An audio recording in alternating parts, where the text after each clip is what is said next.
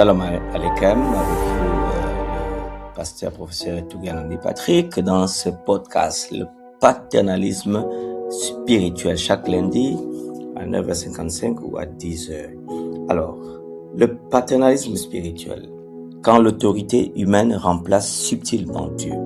Le texte de base, c'est Matthieu 23, verset 9. « Et n'appelez personne sur la terre votre Père, car un seul est votre Père, celui qui est dans les cieux. » Un mot devient ressurgissant, il rassure, mais il peut asservir.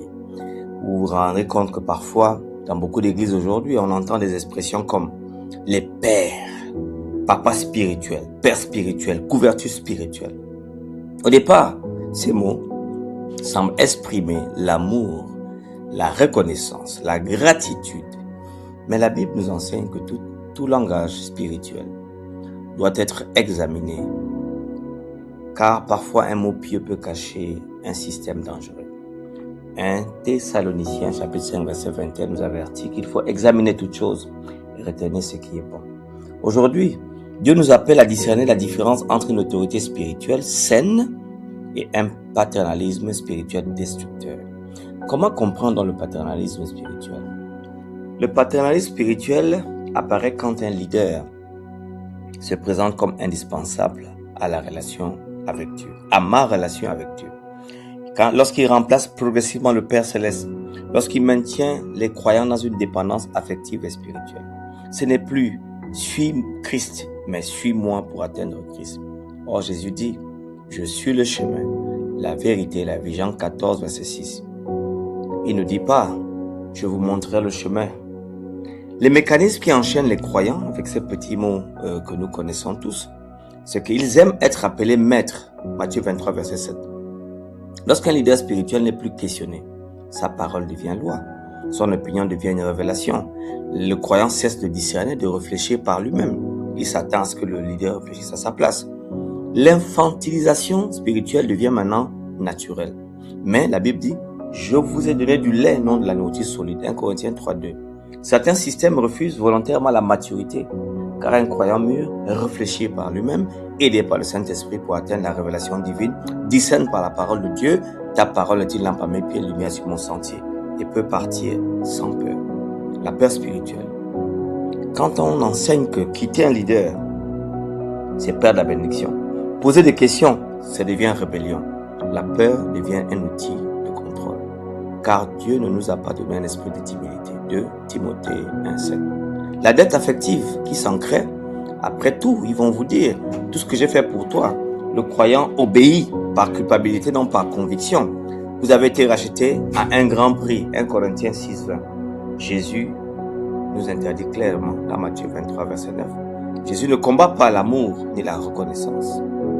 Lorsqu'il dit, n'appelez pas une personne sur la terre votre Père, car un seul est votre Père, celui qui est dans les cieux. Jésus, ici, combat la substitution spirituelle. La personne ne doit pas prendre la place ou devenir le centre de ma vie, ou le médiateur de mes prédications, de ma prière, de ma compréhension, ou la conscience du croyant. Parce qu'il y a un seul Dieu et aussi un seul médiateur. 1 Timothée 2,5.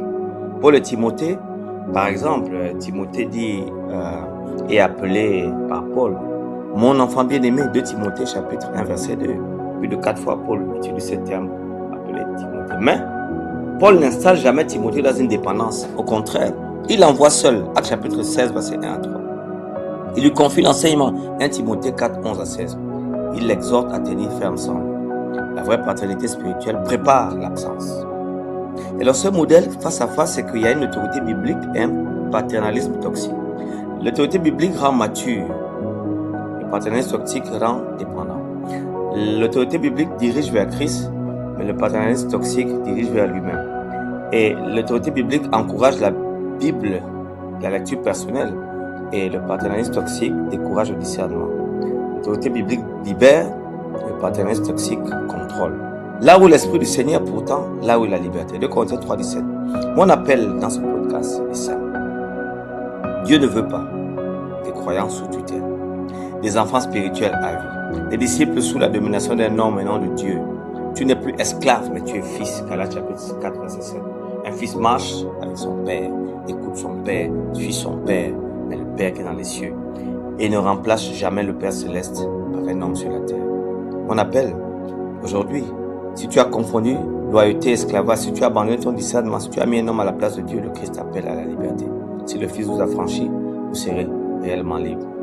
Seigneur, ramène ton Église à la maturité. Délivre-nous de toute domination déguisée en onction et restaure l'autorité saine, humble et biblique au nom de Jésus-Christ. Amen. Shalom, shalom, que l'Éternel vous bénisse et vous garde et vous libère à jamais. Au nom puissant de Jésus notre Sauveur.